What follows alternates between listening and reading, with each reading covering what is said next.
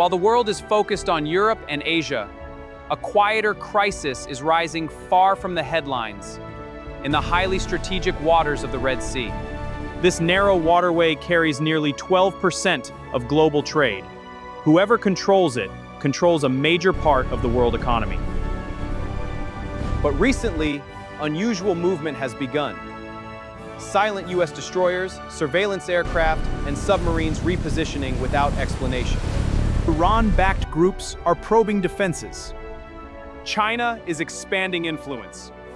Regional militaries are preparing faster than ever. So the U.S. Navy's expansion is not just a show of force. It is a warning and preparation for what might come next. At first glance, the Red Sea looks like a long, narrow stretch of water, north to south, barely 2,200 kilometers. But its strategic value is far bigger than its size. To the north, the Suez Canal, the artery of global commerce. To the south, the Bab al-Mandeb Strait, the world's new choke point of conflict. To the east, the Gulf of Aden and the Arabian Peninsula. To the west, Ethiopia, Sudan, Eritrea, states shaken by conflict. This narrow waterway carries 12% of global trade, 30% of global container traffic, millions of barrels of oil from the Gulf, critical European supply chains. One disruption, even for 24 hours, could trigger fuel price spikes, delivery shortages, shipping chaos, inflation waves hitting Europe. If the Strait of Hormuz is the heart of global oil flow, the Red Sea is the veins carrying it to Europe. And that makes it a battlefield for influence and control. The shadow war begins. The U.S. Navy's buildup didn't start randomly. It began after a series of events that shook Washington's confidence in the region. First, armed groups began targeting commercial vessels, not for piracy, but for politics. Drones, missiles, explosives, electronic jamming. Something new was happening. The militarization of a trade route. These attacks weren't random. They were messages, warnings, pressure tactics in a much bigger geopolitical game. And every time a ship was hit, Washington quietly adjusted its naval posture. More surveillance, more patrols, more deployments. The message was clear. The Red Sea was slipping into chaos. And chaos in this sea means chaos for Europe, the U.S., and the global economy. The real reason, Iran's new strategy. For decades, the world focused on tensions in the Persian Gulf and the Strait of Hormuz. That's where the U.S. Navy maintained its strongest presence. But Iran shifted the game.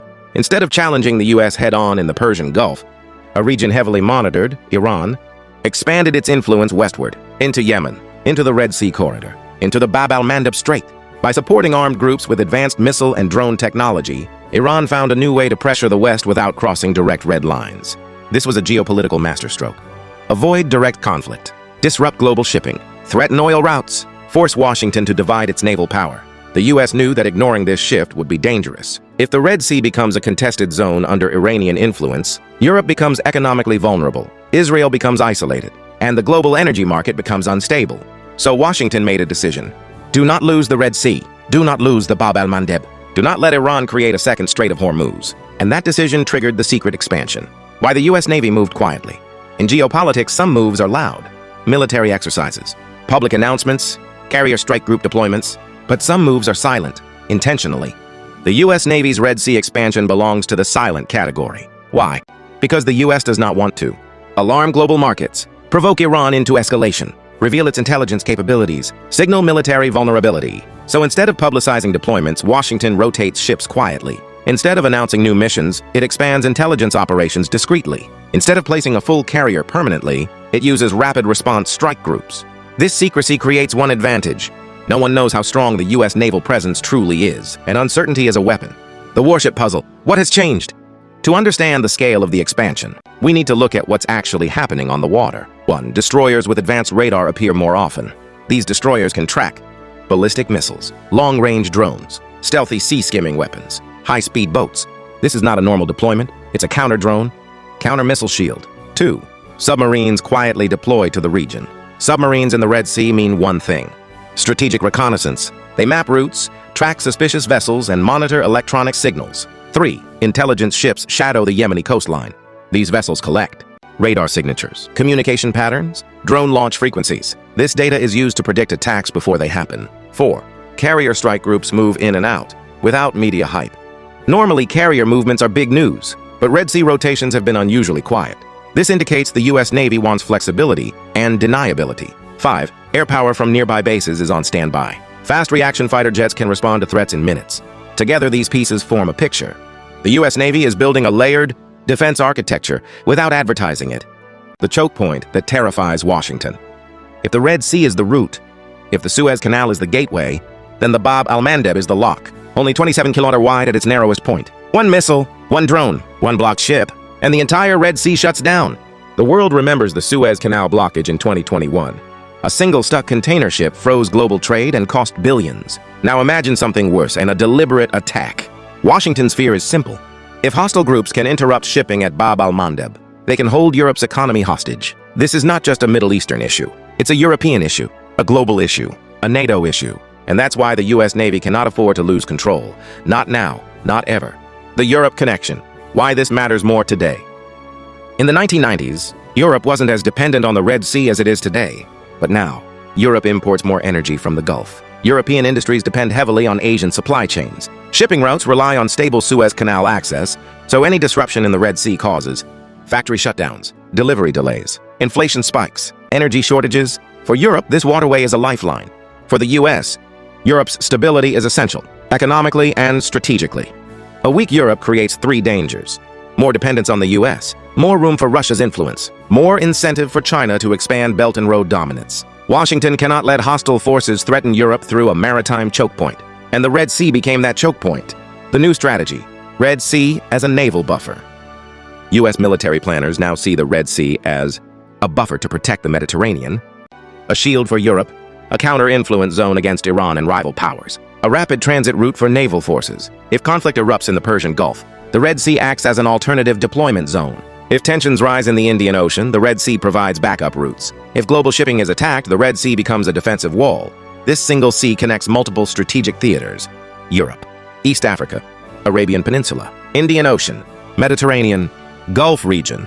Losing influence here would be catastrophic, which is why Washington is doing whatever it takes to stay ahead. Silently, strategically, relentlessly. The secret deals behind the scenes. While the public only sees ships and military movements, the real game happens far away from the cameras, in quiet diplomatic meetings, intelligence rooms, and back-channel negotiations. The U.S. Navy's expansion in the Red Sea is not just about warships. It is built on agreements, some public, most classified, with the states surrounding the sea. 1. Saudi Arabia, the silent partner. Saudi Arabia controls the largest coastline along the Red Sea. It is also fighting an ongoing shadow conflict, political, military, ideological, with Iran. Riyadh allowed the U.S. to access naval facilities along the western coast, use intelligence-sharing networks, conduct maritime surveillance from Saudi territory, expand logistics capacity for naval operations. The Saudis want one thing in return: security guarantees against Iranian-backed threats. Washington benefits from the access. Riyadh benefits from the shield. A classic strategic bargain. 2. Egypt, gatekeeper of the Suez Canal. Egypt controls the Suez Canal, the most important maritime shortcut in the world. For Egypt, stability in the Red Sea is survival. Canal revenue funds its economy. Naval cooperation strengthens its regional position. U.S. presence limits Turkish or Iranian influence. Egypt quietly supports the American buildup, because instability threatens billions of dollars in annual revenue. 3. Djibouti, a tiny country with global importance. Djibouti sits at the mouth of the Bab al-Mandeb. It hosts military bases from the U.S., China, France, Japan, Italy. This small country has become the front line of great power competition. Djibouti allows the U.S. to dock warships, run surveillance flights, monitor shipping lanes, track foreign military activities. Without Djibouti, the U.S. Navy would lose its most strategic vantage point. 4. Israel, the quiet observer. Israel expanded its security partnership with the U.S. into the Red Sea after feeling pressure from missile and drone threats. Its interests are simple: keep maritime trade open, monitor Iranian-linked threats, protect the port of Eilat. Israel's integration into CENTCOM, U.S. Central Command, changed the region. And the Red Sea became a joint defense zone. Saudi Arabia's naval ambition. Saudi Arabia is undergoing one of the biggest military transformations in its history, and the Red Sea is at the heart of it. Riyadh's plan, a two-ocean navy. Traditionally, the Saudi Navy focused on the Persian Gulf. Now, it is expanding westward with modern warships, air defenses, and surveillance systems. Why? Because Riyadh knows the Gulf is vulnerable. So Saudi Arabia wants a redundant naval front, alternative energy export options, independent maritime security, regional dominance in the Red Sea. The U.S. quietly supports this, because a strong Saudi Navy reduces the American burden. But there's another reason. The Red Sea will host Saudi Arabia's future megacities, Projects like NEOM, including its floating industrial city, depend on secure Red Sea waters. Saudi Arabia cannot allow instability to threaten its trillion-dollar ambitions. And since Iran-backed groups have shown they can strike deep inside Saudi territory, Riyadh sees the Red Sea as an extension of its defense perimeter. This strategic shift is one reason the U.S. Navy is increasing cooperation and presence. To ensure long-term stability for a region, entering massive economic transformation, China enters the Red Sea. For Washington, the Red Sea is not just about Iran. It's also about China. China's first overseas military base was established in Djibouti, just kilometers away from American facilities. Beijing chose this location deliberately. China's goals in the Red Sea: protect Belt and Road shipping, secure energy from the Gulf, expand naval reach into Africa, monitor U.S. operations, build influence with coastal states. Chinese naval ships regularly sail the Red Sea on anti-piracy missions, but intelligence experts know these patrols double as reconnaissance operations. China is also rapidly modernizing ports in Djibouti, Sudan, Egypt, Saudi Arabia. Commercial ports today, potential dual-use naval hubs tomorrow. U.S. response: the U.S. Navy cannot allow China to dominate a route carrying 12% of global trade. The Red Sea is becoming another front in the silent rivalry between the world's two superpowers. It's not a battlefield and yet, but it is a chessboard, and every move matters. Israel's Red Sea strategy and the Iran factor. Israel depends on the Red Sea in three ways: strategic shipping access, security buffer against Iran, economic lifeline to Asia.